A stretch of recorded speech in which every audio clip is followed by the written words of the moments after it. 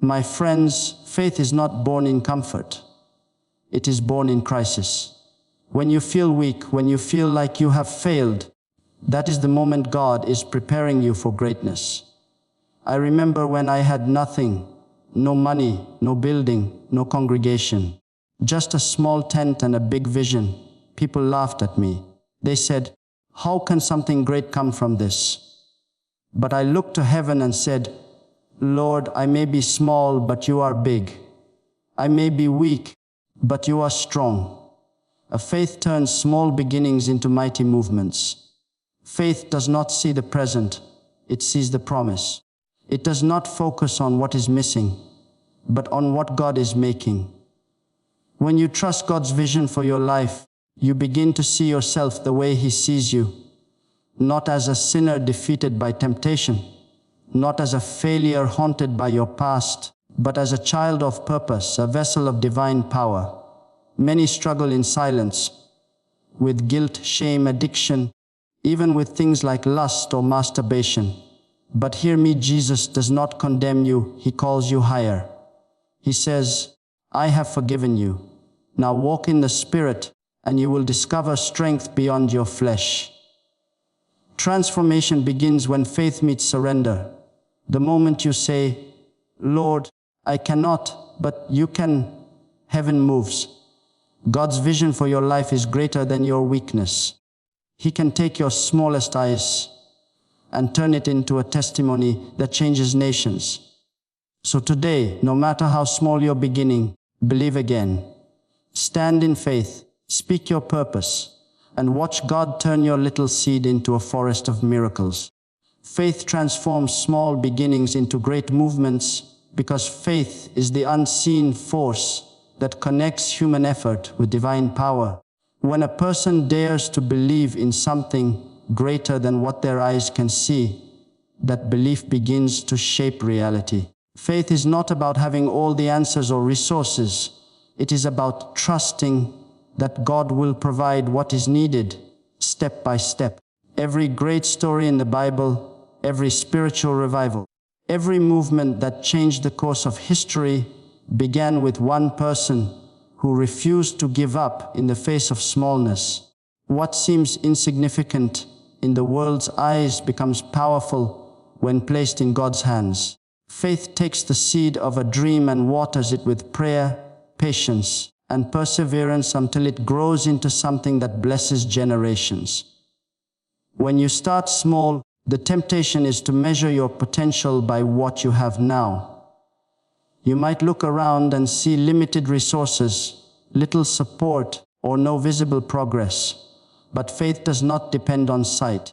Faith is the conviction that what God has spoken will come to pass even when circumstances say otherwise. David faced Goliath with only a sling and a stone, but his faith was greater than his weapon. Gideon led an army of 300 against thousands, because his confidence was not in numbers, but in the promise of God. The widow who gave her last bit of oil saw it multiply because she believed. These stories reveal a timeless truth. Faith transforms what is small, weak, and overlooked into something extraordinary when it aligns with God's purpose. In our daily lives, faith works the same way. A single prayer whispered in faith can open doors no human strength could move.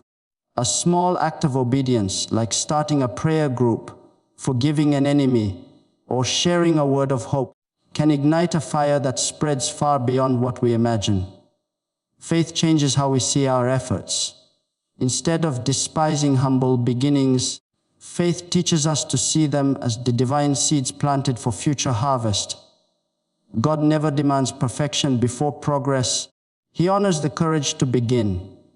What starts as a small vision, an idea, a dream, a calling, can become a movement that touches lives, cities, and nations when it is sustained by unwavering faith. Faith also transforms the believer from within. As you trust God in small things, your character grows, your confidence strengthens, and your dependence on Him deepens. The process itself becomes part of the miracle. Every step of faith teaches patience, humility, and endurance. Faith rewrites your mindset from limitation to expectation. It whispers that what you carry, though small now, contains the potential of greatness because God is the one who multiplies.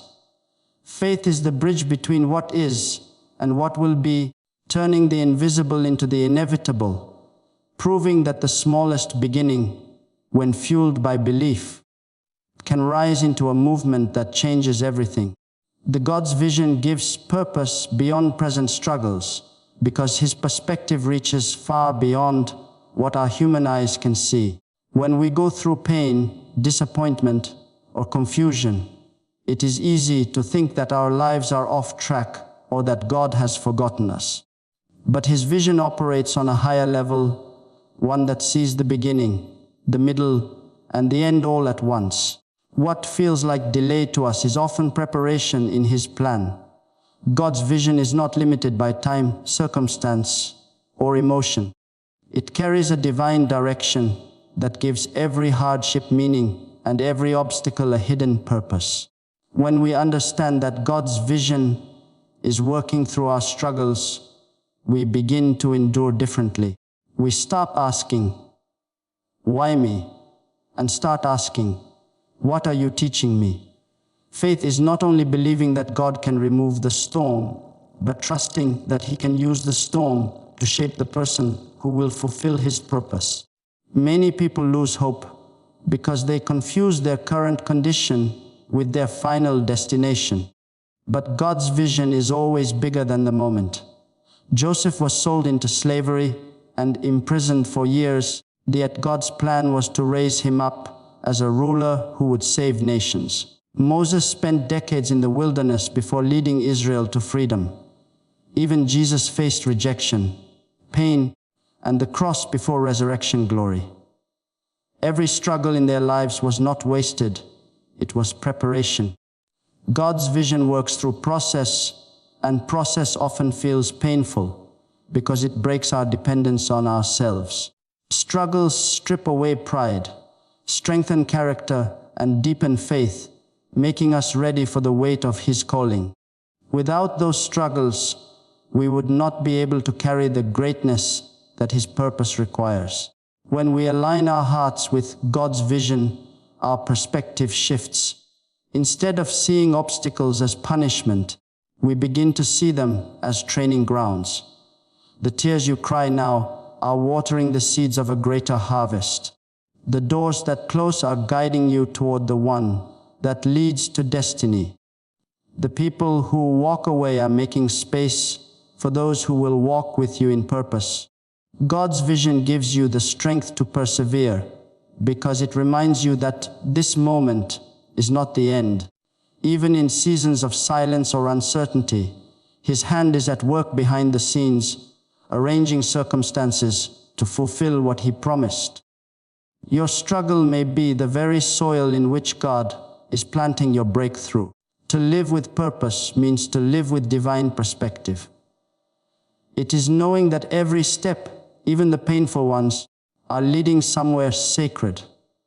It means trusting that when you cannot trace God's hand, you can still trust His heart. His vision gives meaning to the waiting, hope to the hurting, and strength to the weary. It lifts your eyes from what is breaking to what is being built, from the chaos of now to the purpose of eternity, revealing that even in struggle, your life is moving according to divine design. True strength is found in surrender, not self-effort, because surrender is the moment when human weakness meets divine power. The world teaches that strength is about control, dominance, and independence. But the kingdom of God teaches the opposite. It is when a person comes to the end of their own ability that they finally make room for God's strength to take over. Many people live exhausted, constantly striving to fix, prove, and achieve through their own strength, yet find themselves empty inside. They fight battles they were never meant to fight alone. But when you surrender, when you lay down your pride, your plans, and your fears before God, you open the door for His Spirit to work in ways your effort never could. Surrender is not weakness, it is divine alignment. It says, Lord, I cannot, but you can. That moment of humility becomes the birthplace of supernatural strength. In the story of Jesus in Gethsemane, we see the greatest example of strength through surrender. Jesus, knowing the suffering that awaited him, fell to the ground and prayed, "Not my will, but yours be done." It was in that surrender that redemption for humanity was secured. His obedience to the Father's will displayed strength that no human resistance could match. True strength is not the ability to avoid pain, but the willingness to yield to God's purpose, even in pain. When you surrender, you are no longer bound by fear or the need to control outcomes. You learn to trust that God's plan is wiser than your understanding. Self-effort is limited by what we can see and calculate, but surrender connects us to the infinite wisdom and power of God, allowing Him to work all things together for good. Life becomes peaceful when surrender replaces striving. Many believers struggle because they try to live for God without living through God. They pray but still worry, they serve but still carry the burden of results, and they believe but still try to manipulate timing. True faith rests in surrender.